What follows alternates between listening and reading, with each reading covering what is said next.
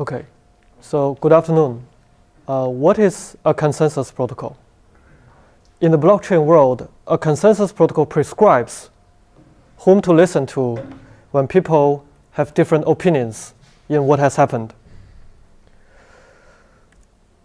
A proof-of-work consensus protocol prescribes the authentic history is the version of history that is most computationally challenging to produce. The most famous proof-of-work protocol is Bitcoin's Nakamoto consensus. Many other consensus protocols have been proposed since Bitcoin.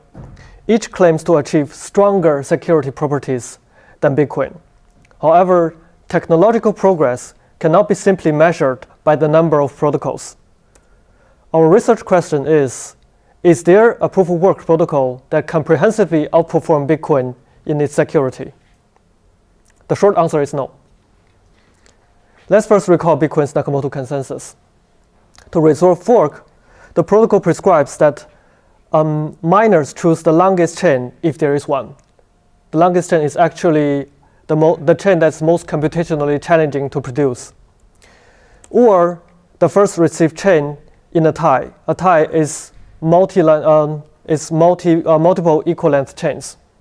To issue rewards, the protocol prescribes that main chain blocks receive full rewards, and orphan blocks receive nothing.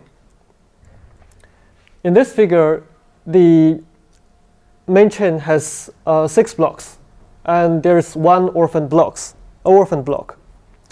The key weakness of Nakamoto consensus is its imperfect chain quality. Namely, an attacker with less than 50% of computational power can modify the blockchain with high success rate. The protocol is not perfect, so what? The imperfect chain quality leads to 3 attacks. The first is selfish mining attack. In this figure, the red double line indicates the public network, and the red rectangle indicates when the block is published to the public. When the attacker finds a block, instead of publishing it immediately to the network, the attacker withholds the block, hoping to gain a larger lead on the public blockchain. When the honest miner finds a block, the attacker publishes the block to the public, hoping that the next block will be mined after the attacker's block. In that case, the honest block is orphaned.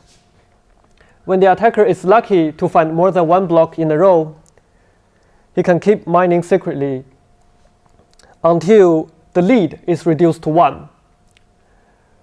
When the attacker's lead is only 1, the attacker publishes all his blocks so that all the miners will switch to the attacker's chain because it is longer. In this attack, the attacker gains unfair block rewards unproportional to its mining power share, and rational miners will join the attacker, which damages decentralization. The second attack is called double spending attack.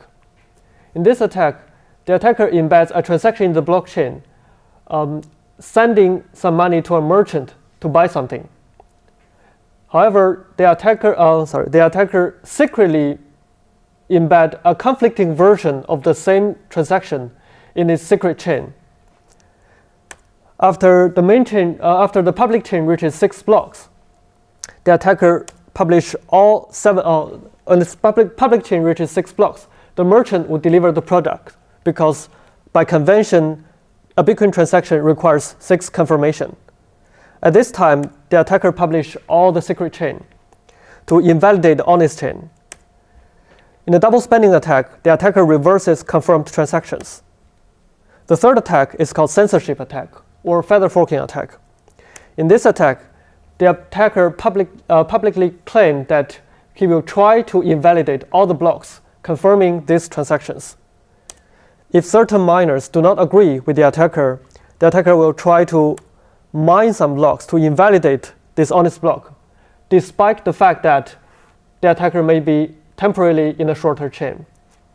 Although the success rate of this attack is low, the rational choice for the rest of the miners is to join the attacker in the censorship, so that the attacker becomes a de facto owner of the system. These 3 attacks are most influential. Other attacks do not directly target the consensus layer. Our evaluation framework consists of 4 metrics. The first one, a protocol that claims to be more secure than Nakamoto consensus needs to either achieve better chain quality or resist better against all 3 attacks. Selfish mining resistance is measured by incentive compatibility, double spending resistance is measured by subversion gain, and censorship resistance is measured by censorship susceptibility. You need to check the paper for the math definitions.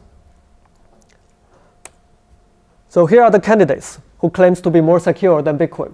Because there are so many protocols and we cannot evaluate all of them, we split them into several groups and choose the most representative ones among each group. The first group is called better chain quality protocols. These protocols claim that I can raise the chain quality and solve all the attacks. The second group is we call them attack-resistant protocols. They claim that I don't need to raise the chain quality. I can defend against the attacks directly. Among the second group, we further split them into 3 subgroups. The first group, we call them reward all protocols. By compensate the losers, by issue rewards to blocks, regardless of whether or not you win the block race, they hope to remove the incentive for the attacker to perform selfish mining and double spending attack. The second group, we call them punishment protocols. By fine all the suspect, regardless of whether you're an honest block or an attacker block, the designer hopes to disincentivize all the attack behaviors. The third group, we call them reward lucky protocols. These protocols issue rewards based on the block content rather than the blockchain topology, hoping that certain lucky blocks serve as anchor point to secure the system. In this talk, due to my time constraint, I will only talk about 2 protocols and 1 insight. If you're interested, you can check the paper for the other 5 protocols we analyze. So the main idea of our method is to enumerate the attacker's strategies, enumerate all the attacker's rational strategies, and find the ones that maximize or minimize the metrics in a constraint model. What do I mean by a constraint model? We have 3 constraints. First, we ignore the transaction fees. Second, we assume that all protocols have identical block intervals. Third, we assume that the orphan rate is 0. Note that these constraints are not the limitation of our method. We implement this constraint just to ensure a fair comparison among the protocols. So what are our limitations? At this moment, we can only formally evaluate longest chain protocols. If you follow some other fork resolving behavior, it's difficult for us to evaluate. Also, we can only consider 1 adaptive attacker. If there are multiple rational attackers in the system, we don't know how to evaluate. So there are 5 steps to our method. First, we define the attacker's utility according to the security metric of interest. Second, we model the consensus protocol as a Markov decision process. Model it as a Markov decision process allows us to compute the attacker's optimal strategies and their maximum utilities in various settings. Fourth, we compare the utilities with Nakamoto consensus and find out when they are better or worse. And last, we check the respective strategies and find out why. In this presentation, we will only introduce the last 2 steps, namely the results. So here are the results. A disclaimer. Calls are not wrong in reality. One should not equate the security of a consensus protocol with its cryptocurrency, because many real-world factors affect the attack difficulty. For example, although Ethereum Classic and Bitcoin use roughly the same consensus protocol, deploying 51% attack against them apparently has different difficulty. Second, several systems rely on extra protection for certain attack resistance. So here are the simplified results. I will only talk about these 2 protocols. The first is a reward all protocol called Fruitchains. In Fruitchains, they use the same mining procedure with Bitcoin, but the mining procedure generates 2 different kinds of product. The first is a block. A mining product is a block if the first k bits of its hash is smaller than a predefined threshold. A mining product is a fruit if the last k bits of the hash of the product is smaller than a certain threshold. And fruits are embedded in blocks. Transactions are embedded in fruits. Its fork resolving policy follows the longest chain rule and first receive policy, which is same as Nakamoto consensus. Is this clear? Okay. Each fruit has a pointer block. It is a recent block that the fruit miner is sure will not be orphaned. And the fruit is valid if both conditions are met. First, the pointer block is in the main chain. So for tomato, because its pointer block is orphaned, tomato is not a valid fruit. Second, the gap of the fruit, which is defined as the height difference between the fruit's host block and its pointer block, is smaller than the timeout threshold. In this figure, the host block of banana is the large triangle, and the pointer block of banana is the first block. So the gap of banana is 2. Having a gap ensures that the attacker cannot secretly withhold a fruit forever. Valid fruits receive full rewards, and blocks receive nothing. So here are Fruitchains results. In most occasions, its incentive compatibility is worse than Nakamoto consensus, and its subversion gain is always worse. Its censorship susceptibility is better than Nakamoto consensus in most occasions. Why is that? Because risk-free units encourages more audacious behaviors. The attacker can use worthless blocks to invalidate honest fruits. And why is it why is it worse than Nakamoto consensus in incentive compatibility? And now why is it worse than Nakamoto consensus in its subversion gain? Because in Nakamoto consensus, a failed double spending attempt results in losing all the block rewards. If you try to orphan 6 blocks in a row and you failed all the blocks generated in the process, you will not get any reward for it. However, in Fruitchains, the attackers still get the first several fruit rewards, because as long as your gap is smaller than the predefined threshold and your pointer block is not orphaned, you still get reward for your fruits. Here's a figure to illustrate that. For the attacker, the attacker's fruit, namely the banana in this case, is embedded in both chains. So no matter which chain wins the block race, eventually the attacker can always get its reward for the first several fruits. For the attacker's block, there's no risk of withholding them because they don't get any reward anyway. So for the attacker, why not withhold the blocks to try to double spend? And in Fruitchains, more fruits make things slightly better. So having 100 fruits per block is better than having 10 fruits per block.